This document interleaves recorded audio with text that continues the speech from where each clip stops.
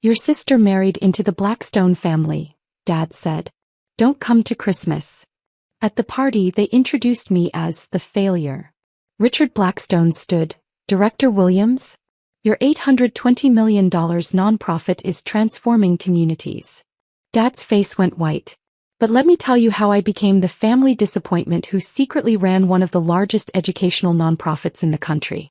I'm Maya Williams, 38 years old. My sister Natasha is 41. We grew up in Bethesda, Maryland, the kind of upper-middle-class suburb where your college matters more than your character and your salary defines your worth. Our parents, Robert and Diana Williams, were both corporate executives. Dad was a VP at a pharmaceutical company. Mom was a marketing director. They lived for appearances, the right neighborhood, the right cars, the right country club membership. Natasha understood the assignment perfectly. She went to Princeton, got her MBA from Wharton, married a Goldman Sachs analyst named Derek. They had the American dream on paper. $2.3 million house in Potomac, matching Range Rovers, annual trips to St. Bart's. I was the problem child. I went to UVA on a partial scholarship, not prestigious enough for Dad. I majored in social work, a poverty degree, Mom called it. After graduation, I worked for a small nonprofit helping kids in underserved communities access educational resources. Starting salary, $32,000. Maya's doing charity work. Mom would tell her friends, the way you might say Maya's collecting garbage. Dad was more direct. When are you going to get a real job? This is a real job, I'd say. Real jobs have six-figure salaries. Real jobs have career trajectories. You're 23 years old making $30,000. That's not a career. That's a hobby. I didn't argue. I learned early that arguing with my father was like arguing with a brick wall. Painful and pointless. What my parents didn't know, what they never bothered to ask about, was that I was good at my work. Really good. Within 2 years I'd restructured our entire program model. Secured 3 major grants. Doubled our student enrollment. The executive director noticed. Maya, have you ever thought about leadership? I'm a social worker. I help kids. You could help more kids if you were making organizational decisions. At 27 I became director of programs. At 30 executive director. At 32, I merged 3 struggling nonprofits into one organization with a unified mission, closing the educational opportunity gap for low-income students. We called it Bright Futures Initiative. My parents thought I was still making $40,000 at that little charity. In reality, I was running a $820 million organization with programs in 43 states, partnerships with 15 universities, and a staff of over 200 people. We'd helped more than 500,000 students access college prep resources, scholarship funding and mentorship programs. My salary was $285,000. Not that I cared about money. I lived in a modest townhouse in Arlington, drove a 7-year-old Subaru, wore clothes from Target. Every extra dollar went back into the organization. But I kept quiet about my success. Not because I was ashamed, because I knew my family. If I told them about Bright Futures, Dad would say I was wasting my education. Mom would ask why I wasn't making real money in corporate America. Natasha would find a way to make it about her. So I let them think I was a low-level nonprofit worker making poverty wages. It was easier than the alternative. Natasha, meanwhile, had become insufferable after her divorce from Derek. She traded up, married a man named Stephen Whitmore whose family was old money. Not just rich, generationally wealthy. The kind of wealth that came with trust funds, vacation homes, and memberships to clubs that didn't have websites. She called me the day after the engagement. Maya, I'm marrying into the Whitmore family. Do you know what that means? That you love Stephen? It means I'm going to be part of something that matters. Stephen's family knows everyone. Senators, CEOs, foundation presidents. His parents manage a $2.1 billion private equity fund. That's impressive. Impressive? It's transformative. This is what success looks like, Maya. This is what happens when you make smart choices instead of wasting your life on charity cases. I said nothing. I'm telling you this because I need you to understand. When you meet Stephen's family, you need to be on your best behavior. Don't talk about your nonprofit work. Don't mention money or lack of it. Just try not to embarrass me. I'll do my best. I'm serious, Maya. Stephen's parents are sophisticated people. They donate to real organizations, museums, hospitals, universities. Not little community groups. I can't have them thinking the Williams family is ordinary. The wedding was elegant, expensive, exclusive. I wore a dress from Macy's. Natasha wore custom Vera Wang. The reception was at a private estate with 200 guests who all looked like they'd stepped out of a yacht club catalog. I met Stephen's parents briefly. Richard and Patricia Blackstone. Silver-haired, impeccably dressed, the kind of people who radiate old money. Maya, lovely to meet you, Patricia said. Natasha mentioned you work in nonprofits? Yes, ma'am. Educational access. How noble, she said with a smile that didn't reach her eyes. We didn't speak again that night. Over the next 3 years, Natasha's identity became completely wrapped up in being a Blackstone. She joined boards, not because she cared about the causes, but because that's what Blackstone women do. She hosted fundraisers, attended galas, posted Instagram photos with captions like, "Grateful to give back," next to pictures of her in $5,000 gowns. She also talked about the Blackstone Foundation constantly. Stephen's parents managed $2.1 billion in investments, she'd say at family dinners. Their foundation gives away $50 million annually. Can you imagine having that kind of impact, Maya? I could imagine. I saw it every day. But I said nothing. Last month, Natasha called with an announcement. We're hosting Christmas at the Blackstone estate this year. The whole family, Stephen's parents, his sister, everyone. That sounds nice. It's not just nice, Maya. It's important. Richard and Patricia want to get to know our side of the family better. This is a big deal. I'm happy to come. There was a pause. Actually, I need to talk to you about that. About what? About you coming. He took a breath. Maya, I love you. But I need you to understand, Stephen's family is used to a certain level of success. They respect achievement, ambition, excellence. And you? What? You're a social worker making probably $50,000 a year. You drive a Subaru. You live in a tiny townhouse. And that's fine for you, but what? But I can't have Stephen's parents thinking this is what the Williams family is. That we're people who settle for mediocrity. The words hung between us. Are you uninviting me from Christmas, Natasha? I'm asking you to understand. This is the most important relationship of my life. I need Stephen's family to respect me. To see me as an equal. Having you there talking about your little nonprofit wearing your Target clothes, it undermines everything I've built. I see. Do you? Because this isn't about you, Maya. This is about me. About my marriage. About my place in this family. So I shouldn't come. I think that would be best. I hung up without saying goodbye. 2 days later, Dad called. Maya, your sister told me about Christmas. Did she? She's right, you know. The Blackstones are important people. This is a significant opportunity for our family to make connections, build relationships. We can't have you there being yourself. Being myself. You know what I mean. The nonprofit work, the modest lifestyle. It's admirable in its own way, but it's not impressive. The Blackstones donate to Harvard, to the Kennedy Center. They're not going to understand your little community programs. My little community programs. Maya, don't be difficult. You've made your choices. You've chosen a path that prioritizes feeling good over doing well. That's fine. But the rest of us have to live in the real world where perception matters. Is that all, Dad? I'm saying this because I care about you. Sometimes the most loving thing you can do is step aside. Let the successful members of the family shine without your situation casting a shadow. I hung up on him too. What my family didn't know, what they'd never bothered to ask about, was that the Blackstone Foundation was Bright Futures Initiative's second largest funder. We'd started working with them 4 years ago. Richard Blackstone had attended one of our program showcases, a student presentation where kids from our program talked about how educational access had changed their trajectories. He'd approached me afterward. Ms. Williams, I'm Richard Blackstone. What you've built here is extraordinary. Thank you, Mr. Blackstone. Tell me, what's your budget? We're currently operating at about $400 million annually. His eyebrows rose. $400 million? From a program I've never heard of. We keep a low profile. Our focus is impact, not publicity. Smart. He studied me. The Blackstone Foundation funds educational initiatives. I'd like to learn more about your work. That conversation led to a site visit. Then a proposal.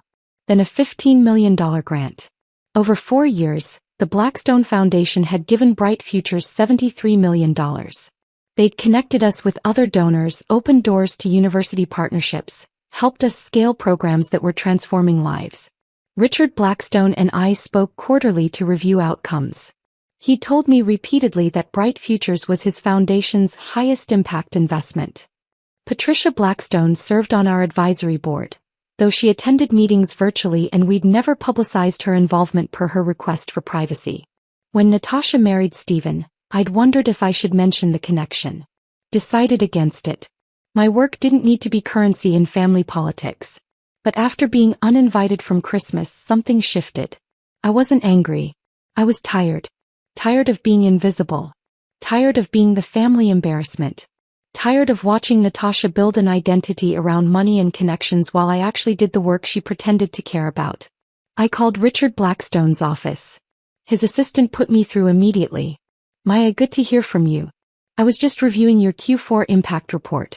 The college enrollment numbers are remarkable. Thank you, Richard. I'm actually calling about something personal. Oh.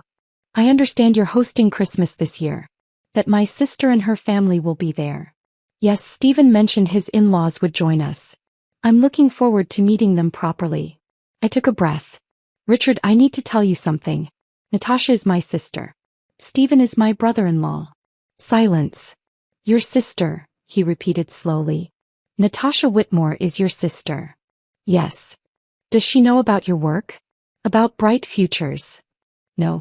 My family thinks I'm a low-level social worker making about $50,000 a year.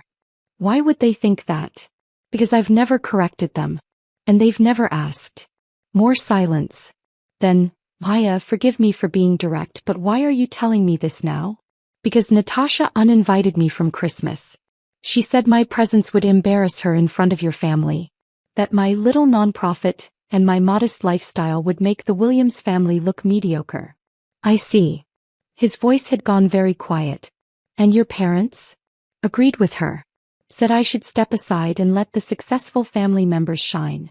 The successful family members, he repeated.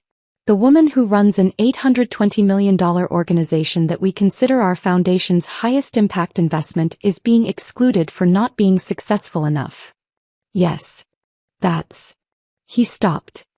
Maya, what do you want from me? Nothing. I just thought you should know that we're related. In case it comes up. In case it comes up, he said. Maya, would you like to come to Christmas?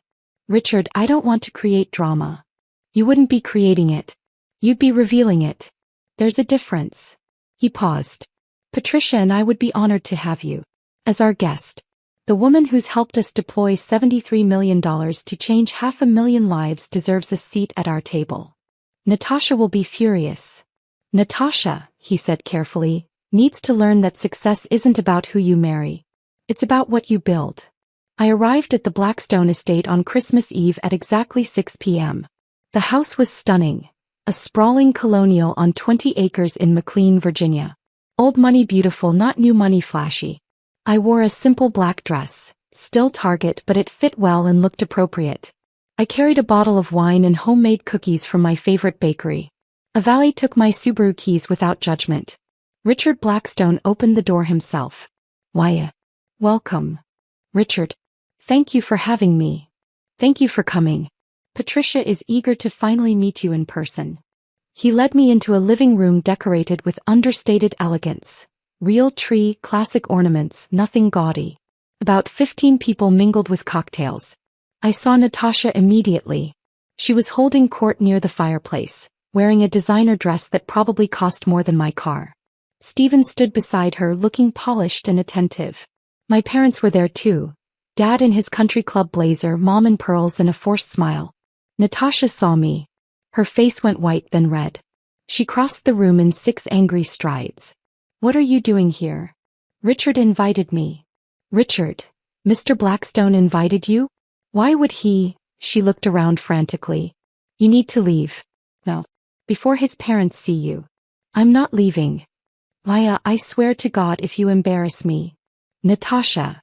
Richard's voice cut through her panic. I invited your sister. She's welcome in my home. Natasha turned to him, forcing a smile. Mr. Blackstone, I'm so sorry. There's been a misunderstanding. Maya wasn't supposed to. There's no misunderstanding. Maya and I are colleagues. I wanted her here. Colleagues. Natasha's confusion was genuine. What do you mean, colleagues? We work together. She runs the educational nonprofit My Foundation funds. Natasha laughed nervously. No, Maya works for a small community group. She's a social worker. I'm executive director of Bright Futures Initiative, I said quietly. We're an $820 million organization operating in 43 states. The Blackstone Foundation has funded our work for 4 years. The color drained from her face. My father appeared at her elbow. What's going on? Dad, this is Richard Blackstone, Natasha said weakly. Stephen's father. Dad extended his hand, his sales smile in place. Robert Williams. Pleasure to finally meet you properly. I understand your foundation does remarkable work. We try, Richard said. Though we're only as effective as the organizations we fund. Like Bright Futures Initiative. Are you familiar with Maya's work? Dad's smile faltered. Maya's work. Your daughter's nonprofit. The one transforming educational access for 500,000 students. I think there's some confusion, Dad said. Maya works for a small nonprofit. Entry-level position. Entry-level, Richard repeated. Robert, your daughter is the executive director of one of the most effective educational nonprofits in the country. She's built an organization that serves more students than most state education departments. Mom had joined us now, sensing trouble. Mr. Blackstone, Maya is very dedicated to her charity work, but I think you might be confusing her with someone else. I'm not confused. Richard's voice was firm. I've worked with Maya for 4 years. I've visited her programs, reviewed her outcomes data, watched her present to our foundation board. She's brilliant, strategic, and has accomplished more before 40 than most executives do in a lifetime. The room had gone quiet. Everyone was watching. Natasha found her voice. That's impossible. Maya doesn't, she can't, she makes $50,000 a year. I make $285,000, I said calmly. Plus benefits. My organization's operating budget is $820 million. We've helped 500,000 students. We have partnerships with 15 universities and programs in 43 states. You're lying, Natasha whispered. I'm not. But you never said, you let us think. You never asked. You assumed I was a failure because I didn't work in corporate America. You assumed I was poor because I drive a Subaru. You never once asked about my actual work. Patricia Blackstone appeared beside her husband. Maya, so good to finally meet in person. Our advisory board meetings don't do you justice. Natasha's mouth fell open. Advisory board? Patricia serves on Bright Futures Advisory Board, I explained. Though we keep her involvement private per her preference. Mom made a small sound. Dad just stared. Stephen, who'd been silent until now, spoke up. Natasha, you told me Maya worked at a community center. I thought she did. You thought or you wanted to think? Patricia's voice was gentle but pointed. Did you ever ask her about her work? Visit her organization? Show interest in what she does? Silence. Maybe we should sit down, Richard suggested. Dinner will be ready soon. The dining room table sat 20. Richard directed me to a seat beside Patricia, near the head of the table. Natasha and Stephen were farther down. My parents were in the middle. It was a deliberate seating arrangement. A statement. During appetizers, Richard addressed the table. I want to thank everyone for joining us. Family is about more than blood. It's about recognizing and celebrating each other's achievements. Speaking of which, he turned to me. Maya, would you tell everyone about the new scholarship program you're launching? All eyes turned to me. I took a breath. We're launching a national scholarship fund for first-generation college students. Full-ride scholarships, tuition, room, board, books, stipend for living expenses. We're starting with 500 students annually and scaling to 2,000 within 5 years. What's the funding commitment? Asked a man I recognized as Stephen's uncle. $200 million over 10 years. The Blackstone Foundation is our anchor funder with a $50 million commitment. Natasha's fork clattered against her plate. 50 million, my father said weakly. That's just their portion, I continued. We've secured commitments from 7 other foundations. The program launches next fall. Patricia smiled. We're thrilled to partner on this. Maya's vision for removing financial barriers to education aligns perfectly with our foundation's mission. Mom found her voice. Maya, why didn't you tell us about this? When would I have told you, Mom? During the dinners where you introduced me as the one who never made anything of herself? Or maybe during the holidays when Dad asked when I was getting a real job? The table went silent. That's not fair, Dad said. We've always supported you. Have you? Name one program I run. One accomplishment I've achieved. One thing about my work that you actually know. Silence. You can't, I said quietly. Biz, you've never asked. You've spent 15 years assuming I'm a failure because my success doesn't look like yours. Natasha was staring at her plate. Stephen looked uncomfortable. But here's what's really interesting, I continued. You uninvited me from Christmas because you were embarrassed of me. Because you thought I'd make the family look mediocre in front of the Blackstones. You wanted to hide me so the successful family members could shine. Maya, Mom started. Meanwhile, the Blackstones have been funding my work for 4 years. They've given my organization $73 million. Patricia serves on my advisory board. Richard calls me quarterly to review our impact data. The family you wanted to impress already knows me. They respect my work. It's their foundation's highest impact investment. Dad's face had gone from white to gray. So who exactly is the successful family member you wanted to shine? I asked. The sister who joined boards for status? Or the one who built an $820 million organization that changes lives?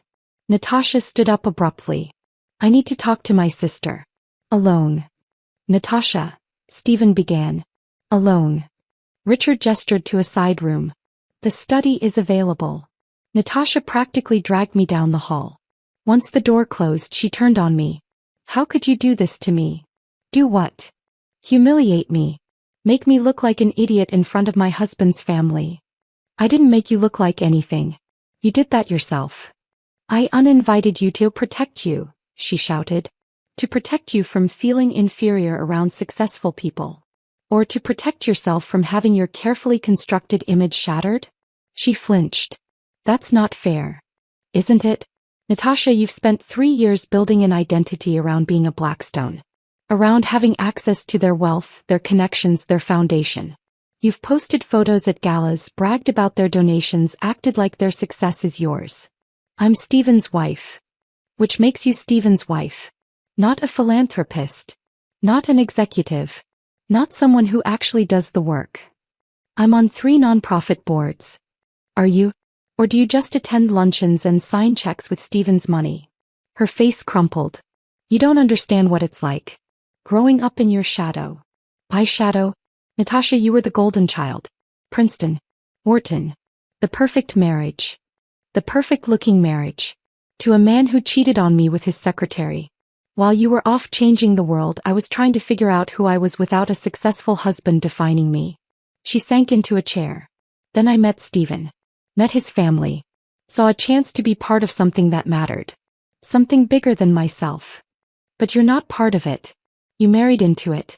There's a difference. I know, she whispered. God, Maya, I know. But I didn't know how to be impressive on my own. How to matter without writing someone else's achievements. So I married the Blackstone name and told myself that was enough. And I was your cautionary tale. The sister who chose wrong. Who wasted her potential. I needed you to be that. Needed to believe that my choices were better than yours. She looked up at me. But they weren't, were they? You've been doing actual good while I've been pretending. You've built something real while I've been playing dress up at galas. Natasha. How much do you make? What? Your salary. How much? $285,000. She laughed bitterly. I'm living off Stephen's trust fund. I don't make anything. I'm 41 years old and I'm essentially unemployed. You could change that. Could I? What am I qualified to do, Maya? I have an MBA I haven't used in 10 years. Board memberships I only have because I'm a Blackstone. No actual skills, no real experience. I'm a professional wife. That's not true. It is. She stood up. And the worst part? I could have been asking you for advice this whole time. Learning from you. But I was too busy pretending you were the failure. The door opened. Stephen stood there. Everything okay? No, Natasha said. But it will be. We returned to the dining room. The main course had been served. People were making careful small talk. Natasha stopped at the head of the table. Can I say something? Richard nodded. I need to apologize. To Maya primarily, but to everyone here. She took a breath. I uninvited my sister from Christmas because I was embarrassed of her. I told her she'd make our family look mediocre. That her work, her little nonprofit, wasn't impressive enough for this crowd. Stephen was watching her carefully. I did this because I've built my entire identity around being a Blackstone. Around access to this family's wealth and success. And I needed Maya to be less than me so I could feel successful. Her voice broke. But she's not less than me. She's extraordinary. And I've been too insecure to see it. Mom was crying. Dad looked like he might be sick. Maya has spent 15 years building something that matters while I've spent 15 years pretending to matter. She's helped 500,000 students while I've attended luncheons. She's earned respect while I've married into it. Natasha looked at me. I'm sorry. For everything. For making you small so I could feel big. For never asking about your work. For being too threatened by your success to celebrate it. I didn't know what to say. Patricia spoke into the silence. Natasha, it takes courage to acknowledge our insecurities. Even more to admit them publicly. I don't feel courageous. I feel ashamed. Shame can be productive, Patricia said gently. If it motivates change. Natasha nodded. Sat down. Stephen took her hand. My father cleared his throat. Maya, I owe you an apology too. Your mother and I have failed you as parents. We've measured success by salary and status instead of impact. We've dismissed your work without understanding it. That was wrong. Very wrong, Mom added, wiping her eyes. Sweetheart, we're so sorry. Are you? I asked quietly. Or are you sorry that you looked foolish in front of the Blackstones? Dad flinched. That's fair. Because if you're only apologizing because you got caught, that's not an apology. That's damage control. No, Dad said. You're right. We've been terrible. Dismissive. We've treated your life's work like it's a hobby. We've compared you to Natasha's corporate jobs and found you wanting. We never bothered to learn what you actually do. Why not? He thought about it. Because it was easier to assume you were struggling than to confront our own narrow definition of success. What does your organization do? Mom asked suddenly. Actually I want to understand. So I told them. I told them about Maria, who grew up in poverty in rural Virginia and is now a doctor because Bright Futures helped her access AP classes and college prep resources. I told them about David, whose single mother worked 3 jobs and couldn't afford SAT tutoring. We provided it free. He's at MIT now.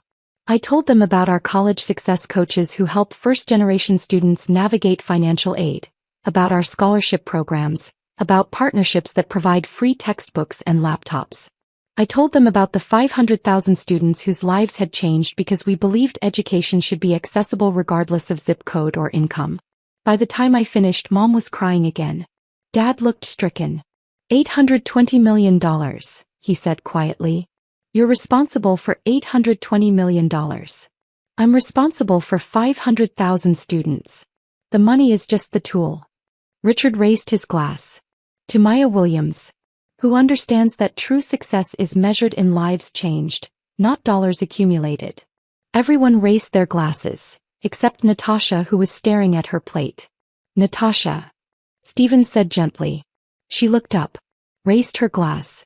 To my sister, who's everything I pretended to be. After dinner, Patricia pulled me aside. Walk with me. We went to the conservatory, a beautiful glass room full of plants and comfortable seating. You handled that with remarkable grace, she said. Did I? I feel like I dropped a bomb. You revealed the truth. The bomb was already there, you just made it visible. She settled into a chair. Richard and I have been concerned about Natasha. Concerned how? She joined our foundation's gala committee last year. We were pleased, thought she genuinely cared about our work. But over time, we realized she was more interested in the social aspects than the actual mission. She never asked about outcomes, never engaged with the substance. Just wanted her photo taken with donors. That sounds like Natasha. We've seen it before. People who marry into philanthropic families but never do the work. They attend events, serve on boards, put their names on donor walls. But they don't understand what we do or why it matters. She's trying, I offered. Is she? Or is she trying to maintain her image? Patricia studied me. Maya, can I be frank? Of course. Natasha reminds me of who I was at her age. Beautiful, connected, married to wealth. I sat on boards because Blackstone wives sat on boards. I hosted fundraisers because that's what was expected. I never asked why. What changed? I visited a program we funded. Saw actual children whose lives were changed by our investment. Met a girl who reminded me of my daughter. Same age, same intelligence, but born into poverty instead of privilege. That girl changed my perspective. What happened to her? She graduated from Yale. She's a pediatrician now. Works in underserved communities. Patricia smiled. I still get Christmas cards. Her daughter just turned 5. That's beautiful. It's meaningful. And it taught me that philanthropy without engagement is just vanity. She looked at me directly. Your sister needs to learn that lesson. The question is whether she's capable of learning it. I think she is. Maybe. I hope you're right. For her sake more than ours. Patricia stood. Richard and I want to increase our commitment to bright futures. 73 million has been transformative, but we can do more. Patricia, that's incredibly generous, but we're thinking 50 million annually for the next 5 years. 250 million total. Enough to triple your scholarship program and expand to all 50 states. I couldn't speak. Assuming you're interested, she added with a smile. Interested? Patricia, that would change everything. We could help millions more students. Then let's make it happen. We'll discuss details after the holidays. For now, enjoy your evening. And Maya? Thank you for trusting us enough to come tonight. Thank you for inviting me. When I returned to the living room, my parents were talking quietly with Richard. They saw me and stood up. Maya, Dad said. Can we talk? Outside maybe. We went to the terrace. It was cold but clear, stars visible despite the suburban lights. I don't know how to fix this, Dad said. Fix what? 15 years of being a terrible father. Of dismissing your work, your choices, your life. I've been so focused on conventional success that I couldn't see actual achievement right in front of me. Why, Dad? Why did you need me to fit your definition of success? He thought about it for a long time. Because I'm a mediocre man who achieved mediocre things. VP at a pharmaceutical company. Sounds impressive, but I topped out at middle management. Never made it to C-suite. Never built anything lasting. The only thing I could claim was that I raised successful daughters. You did raise successful daughters. No. I raised one daughter who chose conventional success and one who chose meaningful success. I celebrated the first and ignored the second because... He trailed off. Because what? Because your success highlighted my failure. You built something that matters. Something that will outlive you and change lives for generations. What have I built? A comfortable retirement and a country club membership. Mom took his hand. Robert. It's true, Diana. We've been living vicariously through our daughters' achievements instead of being proud of our daughters themselves. Natasha's success made us feel successful. Maya's success made us feel inadequate. So you dismissed it, I said quietly. Yes. He looked at me. I'm sorry. Truly sorry. Not because I looked foolish tonight, but because I've wasted 15 years being proud of the wrong things. What will you tell people now? I asked. When they ask about your daughters? He smiled sadly. The truth. That Natasha is figuring out who she is beyond her marriage. And that Maya runs one of the most effective educational nonprofits in the country. That I'm proud of one daughter for her courage and the other for her impact. That's a start, I said. Mom hugged me. I want to visit your organization. See what you've built. Would that be okay? I'd like that. I stayed at the Blackstone estate until midnight. We played board games, drank wine, Talked about everything except the elephant we'd addressed at dinner. As I was leaving, Natasha walked me to my car. "Steven wants me to see a therapist," she said. "That's good. Is it? I feel like such a failure. 41 years old and I'm just now realizing I don't know who I am." "You're not a failure. You're figuring it out. There's a difference." "Maya, can I ask you something?" "Sure." "How did you know? That your work mattered? That you were making the right choices even when everyone was telling you otherwise?" I thought about it. I didn't know. I just knew that the alternative, living someone else's definition of success, felt like dying slowly. I think I've been dying slowly for 20 years. Then stop. Choose differently. How? Start by asking yourself what you care about. Not what looks good on Instagram. Not what impresses people. What actually matters to you. She was quiet for a long moment. "I don't know." "Then figure it out. You have time." "Do I?" "I'm 41. I'm 38. I didn't become executive director until I was 30. You have decades to build something meaningful. Will you help me?" "Help you how?" "I don't know. Can I volunteer at your organization? See what actual nonprofit work looks like." "You want to volunteer?" "I need to do something real. Something that's not about status or appearances. I need to figure out if I'm capable of being more than a professional wife." "Okay. Okay. Come to our main office next week. We'll find something for you to do." "But Natasha, this isn't a hobby. If you commit to this, you actually have to show up and do the work." "I will. I promise." He hugged me, the first real hug we'd shared in years. 3 months later, Natasha was volunteering 15 hours a week at Bright Futures. She started in our tutoring program, working directly with high school students on college essays. She was terrible at first. Too polished, too formal, unable to relate to kids from backgrounds nothing like hers. But she kept showing up. One day I found her crying in her car after a session. "What happened?" "One of my students, Maria, she wrote about her mother dying of cancer. About watching her siblings while her father worked night shifts. About not having anyone to help her with homework or college applications." Natasha wiped her eyes. "She's 17 years old and she's been raising her family for 3 years. And she apologized for her essay being too depressing." "What did you tell her?" "I told her it was the most powerful thing I'd ever read. That any college would be lucky to have her." She looked at me. "Maya, I've wasted so much time on things that don't matter. While kids like Maria are fighting just to survive, I've been worried about whether my dress was impressive enough for a gala. But you're here now. That matters." "Does it?" "I'm a 41-year-old woman who needs to learn basic human decency from teenagers." "No. You're a 41-year-old woman who's choosing to learn. Who's choosing growth over comfort. That takes courage." She started crying again. "I don't feel courageous. I feel ashamed." "Good. Let that shame fuel change instead of paralysis." 6 months after Christmas, the Blackstone Foundation increased their annual commitment to $50 million, just as Patricia promised. With that funding, we tripled our scholarship program, expanded to all 50 states, and partnered with 20 more universities. We also launched a new initiative, a leadership program for career changers who wanted to transition into nonprofit work. Natasha was our first participant. She took a 60% pay cut from her board member stipend to join our team as a program coordinator. She worked on college access initiatives, coordinated with university partners, and mentored students. She was surprisingly good at it. "Turns out," she told me over coffee one day, "I'm good at logistics and relationship management."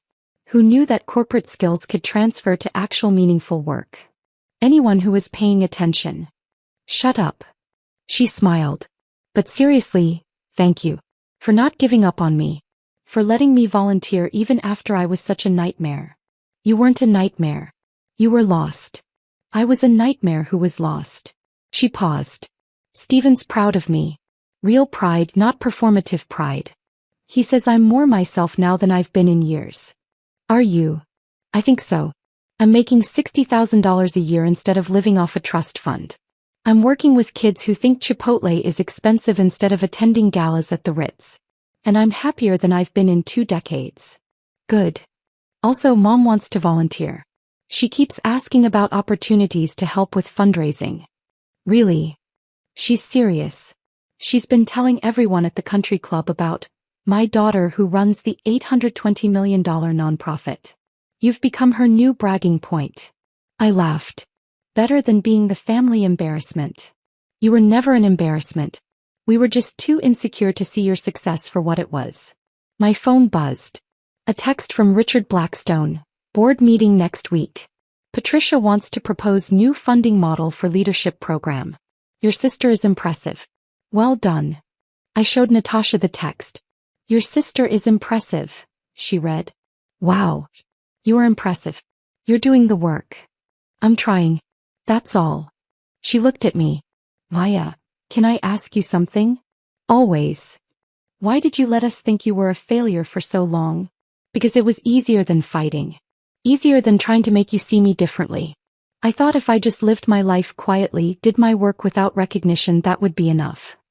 Was it? No. It was lonely. But it was survivable. I'm sorry it had to be survivable. It should have been celebrated. It is now, I said. That's what matters. 1 year after that Christmas dinner, our family gathered at my townhouse, the one they thought was sad and tiny. It's a 3-story historic row house with original hardwood floors, a chef's kitchen I never use, and a rooftop deck with views of the Potomac. This is your apartment? Mom said. Townhouse. I bought it 7 years ago. It's beautiful. Thank you. We had dinner, catered because I can't cook. We talked about Bright Future's latest expansion, about Natasha's program coordination work, about Dad's retirement plans. At one point Dad raised his glass. To Maya, who showed us that success isn't about salary or status. It's about impact. And who changed more lives in 15 years than most people do in a lifetime. And to Natasha, Mom added, who had the courage to change course and find meaningful work. And to us, I said, for figuring out how to be a family that celebrates actual achievement instead of performed success. We clinked glasses. Later, as everyone was leaving, Natasha hung back. Thank you, she said. For what? For that Christmas dinner. For letting Richard Blackstone reveal the truth. You could have kept hiding. Could have let me keep embarrassing myself. Instead, you showed me what I needed to see. You're welcome. I'm glad you're my sister, Maya. The successful one. The meaningful one. The one who actually matters. You matter too. I'm starting to believe that. He hugged me. I'll see you Monday at the office? Monday. I watched my family leave. Mom and Dad in their country club best. Natasha in jeans and a Bright Futures t-shirt. All of them different than they'd been a year ago. My phone buzzed. A text from Richard. Patricia and I were just discussing. How would you feel about joining the Blackstone Foundation board? We need voices that understand impact over optics. I smiled. Typed back. I'd be honored. Thank you. He replied immediately. Thank us? Maya, you've taught us more about meaningful philanthropy than we've taught you. The honor is ours. I set my phone down and looked around my sad little townhouse. My beautiful home that I'd earned, bought, and filled with a life I'd built on my own terms. I thought about that Christmas dinner. About the look on Dad's face when Richard Blackstone called me Director Williams. About Natasha's wine glass shattering. I thought about 15 years of being invisible, dismissed, treated like the family failure. And I thought about how good it felt to finally be seen. Not because I'd proven them wrong, though I had. But because I'd proven myself right. Success isn't about who you marry or what you earn or how you look on Instagram. It's about the work you do, the lives you change, the meaning you create.